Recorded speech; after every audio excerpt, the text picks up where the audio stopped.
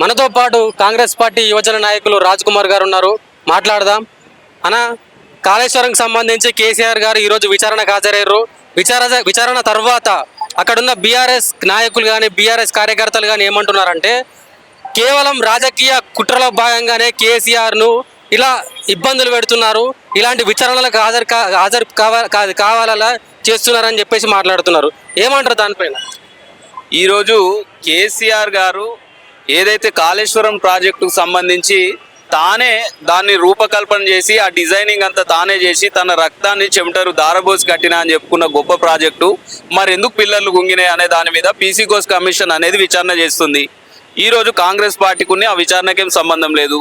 ఈరోజు రాష్ట్ర ప్రజలు మాకు ఏ విధంగా ప్రజలకు సేవ చేయమని అధికారం ఇచ్చిండ్రో గతంలో బీఆర్ఎస్ పార్టీ నాయకుల దోపిడీని కూడా బయటకు తీసి శిక్షించమని చెప్పిన ఆ బాధ్యత నెత్తిన పెట్టింది కూడా తెలంగాణ రాష్ట్ర ప్రజలే.